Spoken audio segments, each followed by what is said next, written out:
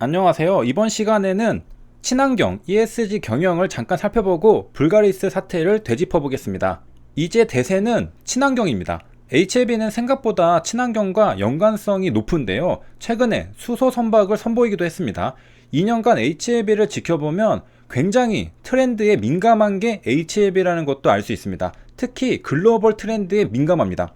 그래서 미국에서 시작된 바람이 한국에도 슬슬 불어올 때쯤이면 HLB도 한 발 앞서서 관련된 준비를 하고 있는 것을 발견할 수 있는 건 그리 어렵지 않은 일입니다. 그 중에 하나가 ESG 경영이었고요. 알고 보니까 블랙록과도 연관이 많았죠. HLB 투자한 블랙록을 의식한 ESG 경영 선언이라고도 생각을 합니다. 최근에 바이든 미국 대통령이 저탄소 정책을 추진하고 있습니다. 바이든은 2050년까지 탄소 배출을 제로로 달성하겠다는 공약을 내세운 바 있습니다. 그리고 2035년까지 환경과 청정에너지 산업에 2조 달러를 투자하겠다고 밝혔죠. 참고로 바이든은 자동차에 관심이 많다고 합니다. 바이든은 1967년식 콜벳 스팅레이를 소장하고 있다고 하는데요. 여기 1세대 스팅레이부터 8세대 스팅레이까지 있습니다. 1967년식이면 앞쪽에 있는 세련된 스포츠카보다는 저 뒤쪽에 보이는 올드카에 가깝다고 보면 되겠습니다. 슈퍼카입니다. 그러니까 바이든은 속도감이 있는 스포츠카를 좋아하는 겁니다. 그것도 옛날 스포츠카에 관심 있는 것이죠. 이게 1962년까지의 1세대 스팅레이인데요. 오픈카입니다. 그리고 이게 1967년까지의 2세대 스팅레이입니다. 바이든은 1967년식 스팅레이를 가지고 있다고 하니까 2세대라는 걸 알 수 있습니다. 이렇게 생긴 차를 가지고 있다고 보면 되겠습니다. 디자인에서 기념비적인 모델이라고도 하고요. 그래서인지 조 바이든도 2세대 스팅레이를 가지고 있습니다. 아버지가 결혼기념 선물로 새 차를 사줬다고 합니다. 그만큼 조 바이든은 자동차에 관심이 많았고 그러다 보니까 친환경 정책과 관련해서 자동차 업계가 분주해졌던 겁니다. 자동차에 관심이 많은 바이든과 친환경에 관심이 많은 바이든이 합쳐지면서 전기차 테슬라의 초급등이 나왔던 걸까요? 그래서 바이든이 당선되면서 전기차와 수소전기차 등 친환경 자동차 시대가 앞당겨졌다고 평하고 있습니다. GM도 이제는 시대의 흐름에 편승해야겠다고 생각했는지 대선이 끝나자마자 전기차 개발 인력 충원에 나섰다고 합니다. 게다가 블랙록도 기후 리스크를 외면한 기업에는 투자를 안 하고 환경을 생각하는 기업에 투자하겠다고 밝힘에 따라 ESG 경영이 곽광받고 있죠. HLB가 ESG 경영을 선언한 배경에는 블랙록의 투자를 계속 유지하기 위한 포석이 깔려 있다고 생각합니다. 물론 세계적인 트렌드이기도 하고요. 이렇게 세계적인 트렌드를 민감하게 잘 파악하고 있는 HLB는 여러 가지 위험도 잘 피해갈 수 있습니다. 만약 이런 걸 전혀 모르고 있었다면 블랙록이 갑자기 투자 안 하겠다고 매도하고 떠날 수도 있죠. 나중에서야 ESG 경영에 대한 지표가 충족이 안 된 걸 파악하면 이미 때는 늦은 것이죠. 그래서 블랙록이 평가하기도 전에 미리 HLB에서 ESG 경영을 선언을 해버린 것이죠. 세계적인 트렌드도 잘 알고 국내에서도 어떤 사건이 있다면 HLB는 분명 알고 조심할 겁니다. 불가리스를 보겠습니다. 사건의 개요를 보면요. 코로나로 인해 많은 제약바이오들이 수혜를 받았습니다. 남양유업도 그 수혜를 받고 싶었던 겁니다. 불가리스가 잘 안 팔리는데 불가리스가 효능이 있다고 발표하면 분명 엄청나게 매출이 늘어날 겁니다. 그래서 심포지엄에서 불가리스가 코로나 억제 효과가 있다고 발표를 해버립니다. 발효유 완제품이 코로나19 바이러스에 효과가 있음을 국내 최초로 규명했다고 강조했죠. 그러니까 역시 예상한 대로 쇼핑몰과 마트 곳곳에서 불가리스는 품절되었습니다. 그리고 남양유업 주가는 엄청나게 급등했습니다. 아마 이때 저와 라이브로 같이 시청하시던 분들은 기억나실 겁니다. 너무 놀라워서 곧장 HTS 뉴스 기사를 읽어보니까 인비트로 연구였죠. 정말 말도 안 되는 순간이었습니다. 시초가 갭이 20% 떠서 거래되고 있었나요? 저는 이거 윗골이 달리고 장대 연봉으로 떨어질 줄 알고 있었습니다. 만약 상한가 가면 이건 작전이죠. 그렇다면 이거 왜 말이 안 되는 거였느냐? 바이러스 자체에 제품을 처리해서 얻은 결과입니다. 제가 라이브에서 장난으로 이건 물로 씻어도 바이러스 씻겨 내려가서 없어지겠다고 말했습니다.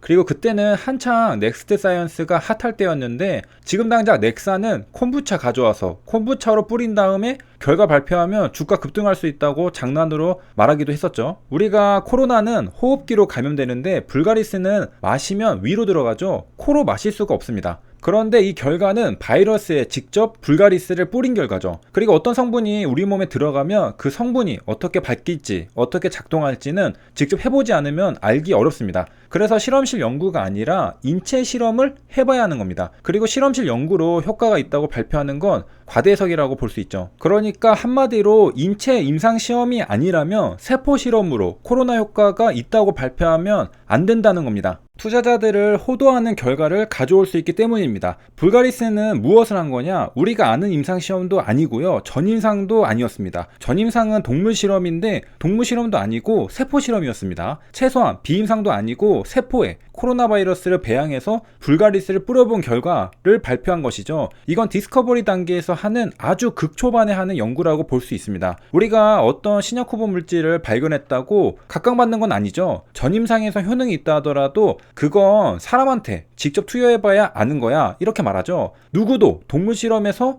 효능이 있었다고 엄청난 기대감을 가지지 않습니다. 단지 같은 포유 동물이므로 효능이 있을 가능성이 있다는 것이죠. 지금 당장 임상시험들만 봐도 우리 투자자들의 눈이 굉장히 높아져서 전임상도 사실 잘 안 쳐주잖아요. 임상 이상 정도는 되어야 흥미를 가지고 관심을 가지고 결과가 어떤가 한번 볼까 이러죠. 마찬가지입니다. 그런데 불가리스는 심지어 동물 임상도 아니고 세포 실험이었던 겁니다. 그리고 이 발표가 문제가 된 건 이해관계가 걸려 있었기 때문입니다. 그냥 학술적 목적으로 제3의 인물이 불가리스가 세포 실험에서 코로나한테 효능이 있더라 발표했다면 오히려 그냥 넘어갈 수도 있었을 겁니다. 그런데 이건 남양유업이 사실상 불가리스를 홍보한 것으로 본 것이죠. 식품을 질병의 예방이나 치료에 효능이 있다고 광고하면 영업정지 2개월의 행정처분이 가능하다고 합니다. 그리고 실제로 2개월 영업정지 처분도 받게 되었습니다. 그러니까 우리가 여기에서 알 수 있는 교훈은 이겁니다. 사실 저도 불가리스 사태를 목격하기 전까지는 인비트로 연구도 홍보하면 좋지 않을까 생각했는데요. 이건 조심해야 하는 겁니다. 지금 HIV 임상 시험도 임상 3상인데 결과가 성공이냐 실패냐 논란이 있는데 심지어 임상 시험도 아니고 동물 실험도 아니고 세포 실험에서 효능이 있다고 발표하면 이건 정말 큰 오해를 불러일으킬 수 있는 발표가 될 수 있는 겁니다. 그러니까 한마디로 현재 HLB도 임상 3상을 성공이라고 발표한 게 문제가 되어서 증선위가 열리고 있는데요. 가장 후기 임상 3상도 아닌 가장 극초반 세포 실험에서 효능이 있다고 발표하면 문제라는 것이죠.